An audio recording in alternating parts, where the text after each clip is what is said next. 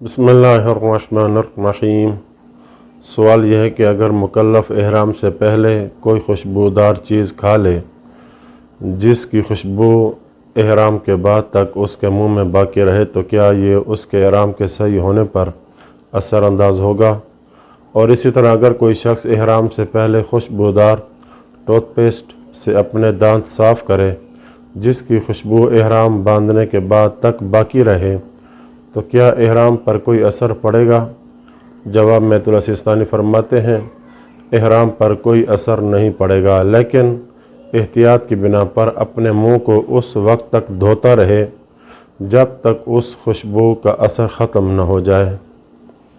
دوسرا سوال یہ ہے کہ اکثر پیک شدہ مشروبات خوشبو سے خالی نہیں ہوتے، تو ایسی صورتحال میں کیا محرم کا ان مشروبات کو پیتے وقت ناک پر ہاتھ رکھ دے؟ انہیں پیتے وقت خوشبو سونگھنے سے خود کو روک کر انہیں پینا جائز ہے؟ جواب میں آیت اللہ سیستانی فرماتے ہیں اگر مذکورہ مشروبات پر خوشبودار ہونا صادق آئے تو پینا جائز نہیں ہے، لیکن ظاہر یہی ہے کہ اکثر یہ مشروبات خوشبودار شمار نہیں ہوتے۔ اور دوسری بات یہ کہ الائچی وغیرہ سے جس کھانے کو خوشبودار بنایا جائے اسے کھانا جائز نہیں، جبکہ الائچی وغیرہ سے جس کھانے کا فقط ذائقہ اچھا بنایا جائے وہ کھانا جائز ہے۔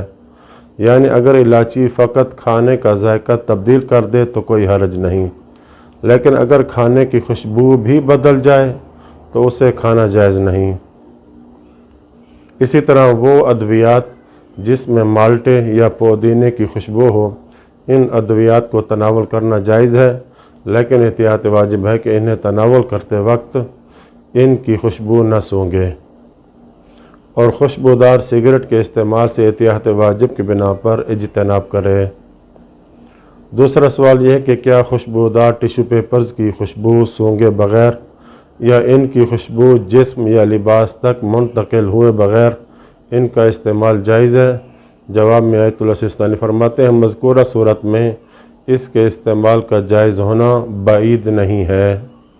تیسرا سوال یہ کہ کیا محرم کے لیے ایسا صابن اور شیمپو استعمال کرنا جائز ہے جو خوشبودار نہ ہو، یا خوشبودار تو ہو لیکن اس کی خوشبو تیز نہ ہو؟ جواب میں فرماتے ہیں اگر ان کی خوشبو نہ ہو تو استعمال جائز ہے، جبکہ اگر خوشبودار ہوں تو خواہ تیز خوشبو نہ ہو تو بھی احتیاط واجب کی بنا پر ان کے استعمال سے اجتناب کرنا واجب ہے۔ اور دوسری بات یہ کہ حالت احرام میں بدبودار صابن کا استعمال جائز ہے۔ اسی طرح خوشبودار پھلوں کا جوس جیسے مالٹے اور سیب کا جوس پینا جائز ہے، اور انہیں پیتے وقت ان کی خوشبو سونگھنے سے اجتناب کرنا احتیاط لازم کی بنا پر ضروری ہے۔ دوسرا مسئلہ یہ کہ اگر ایک ہی جگہ خوشبو اور بدبو دونوں اکٹھی ہو جائیں اور محرم کے لیے ان سے بچنا دشوار ہو تو کیا کرے؟ تو جواب یہ ہے کہ اس جگہ سے نکلنے تک اپنی سانس کو روکنا مشکل ہو تو اسے ناک پر ہاتھ رکھنے اور نہ رکھنے میں اختیار ہے۔